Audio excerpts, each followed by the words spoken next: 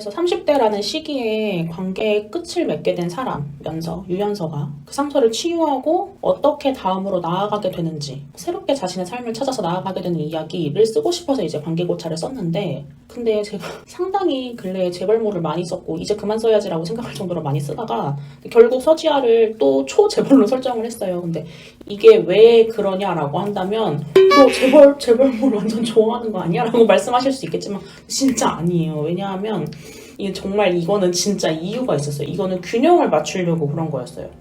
연서는 일반인이고 돈이 많은 것도 아니에요. 이제 뭐 엄청 똑똑한 것도 아니에요.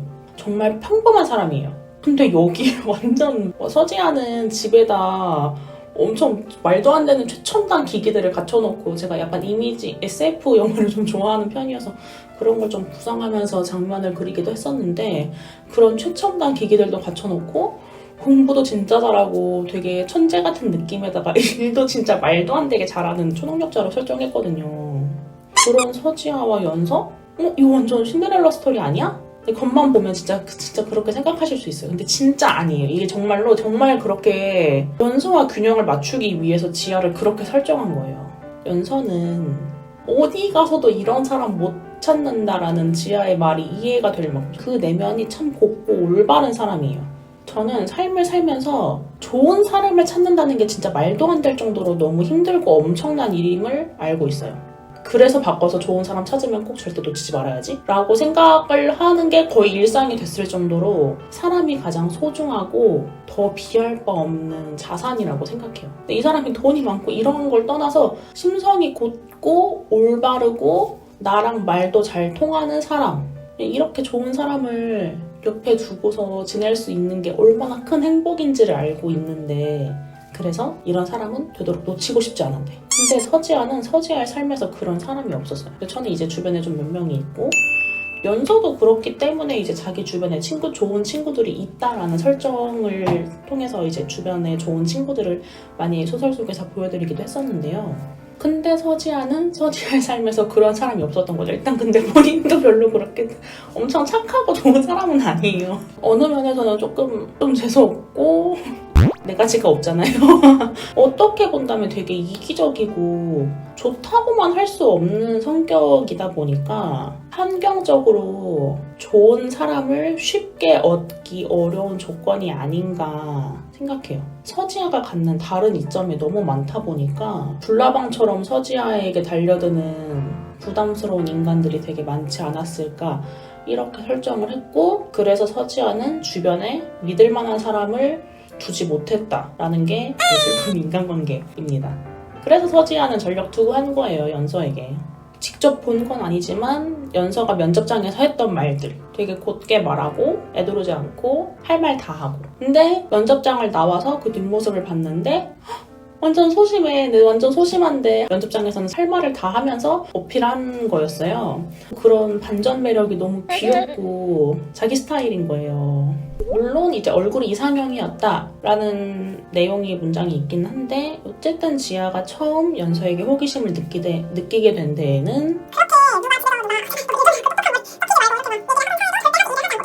유연서라는 사람의 면접 그 장면의 일부를 보고서 저런 사람이랑 일하면 재미있을 것 같다 호기심을 갖게 된 거죠. 결론은 솔직히 말하면 진짜로 서지아 신데렐라 스토리예요. 물질적인 측면에서 놓고만 본다면 뭐 누가 더 돈이 많냐는 진짜 말도 안 될 정도로 극명하잖아요. 그런데 저는 인간은 사회에 살기 때문에 관계가 정말 중요하다고 생각해요. 사회적 관계를 잘 맺는 사람이 진짜 이런 사람이 정말 진짜 자산가다라고 생각을 하고 저도 그렇게 되고 싶습니다. 연서는 이미 연서 그 자체로도 굉장히 좋은 사람인데, 심지어 연서가 자신과 마음이 맞고 좋은 사람들을 이미 주변에 많이 두고 있던 차였어요. 근데 서지아는 관계적 측면에서 진짜 그 어떤 자산도 가지지 못하고 있었는데, 연서를 통해서 연서뿐만이 아니라 연서처럼 좋은 친구들까지 한 번에 알 수 있게 됐으니까 이거보다 더한 행복한 일이 또 있을까 싶어요.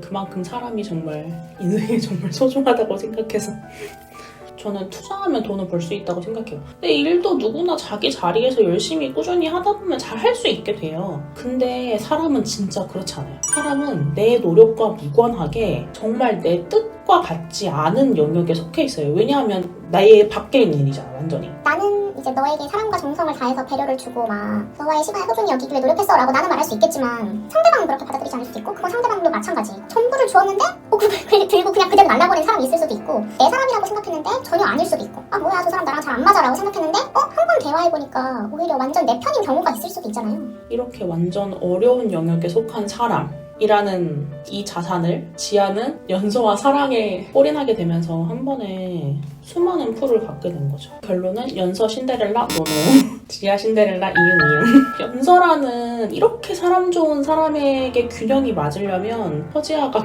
맞은 성격에 돈이라도 많아야 될 것 같아서 그래서 그렇게 설정을 하게 되었습니다. 저 홍냉냉은 아주 재벌물에 미쳐버렸군 이라고 생각하셨다면 이 자리를 통해서나마 오해를 좀 풀 수 있기를 바랍니다. 저는 그동안 소설을 쓸 때 좀 소제목에 많은 투자를 했어요. 왜냐하면 이 소제목이 어떤 감상을 독자님들께 전하기를 바라는 마음이 있었고 그리고 연재를 하던 당시에는 예비 독자님들께 이 에피소드가 무슨 에피소드지? 궁금하다라는 생각을 전할 수 있으면 좋겠다는 생각이었어요. 그래서 소제목에 좀 투자를 많이 하는 편이었는데 관계고찰은 굉장히 심플하죠. 인물의 이름 또는 이제 뭐 시점, 사이드 스토리 같은 경우에는 조금 다르게 설정하기도 했지만 이렇게 아주 되게 간략하게 구성되어 있어요. 왜냐하면 관계고찰은 기본적으로 연서의 이야기예요. 연서의 상처를 치유하는 이야기. 그렇기 때문에 사실 원래 관계고찰은 소제목을 설정하지 않을 생각도 했었어요.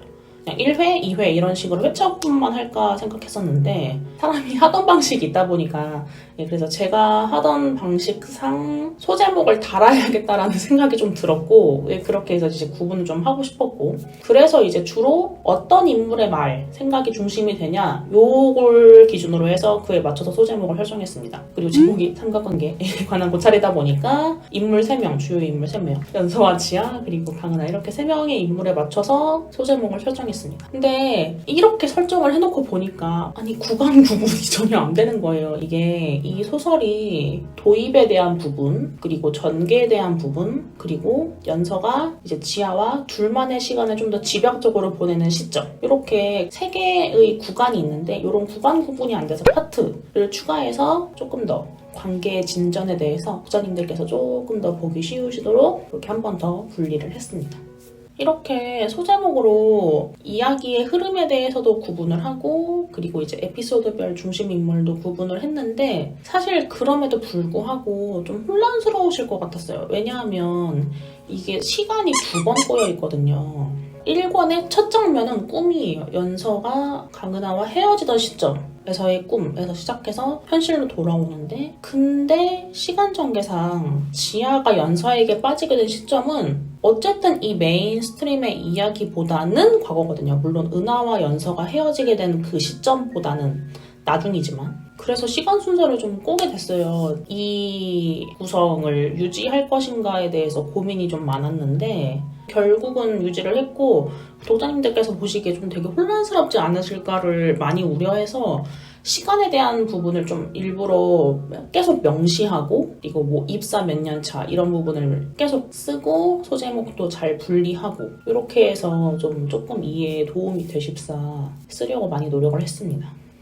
제가 늘 가지고 있던 관계에 대한 고민 그리고 30이라는 어쩌면 인생에서 맞는 특별한 전환점이 되는 시간 그리고 여기에 연서와 지아라는 인물의 설정 그리고 구조까지 잘 짜인 상태에서 이제 사건을 세부적으로 좀 구성을 할 때 저는 좋은데 주저하는 마음을 많이 표현하고 싶어서 그런 좀 임팩트 있는 사건들을 그래서 좀 군데군데 많이 넣었어요. 예를 들면 이제 강은하가 연서와 이제 갑자기 뭐 비상구로 들어간다든지 아니면 그로 인해서 컨디션이 나빠진 연서가 지아와 되게 충동적으로 호텔에 가게 된다든지 그리고 이후에는 뭐 데이트도 하게 되고 이런 일련의 좀 흔들릴 수밖에 없는 사건들을 일부러 구석구석 곳곳에 배치했어요. 왜냐하면 초반에 말씀드린 것처럼 상처, 30이 되자마자 받았던 너무 큰 상처, 결별이라는 이 상처와 이 시간 다른 것으로 쉽게 새로운 도전을 하기에는 누군가는 늦었다고도 볼 수 있는 그런 시간, 30이라는 시간에 있어서 연서가 이렇게 좋은 시간을 보내면서 지아와 좋은 시간을 보내면서 또 그런데도 불구하고 선뜻 지아의 손을 잡지 못하는 이 마음을 정말 잘 표현하고 싶어서 무척 많이 신경을 썼었어요. 사건이라는 측면에서는 부여친을 다시 등장시켜서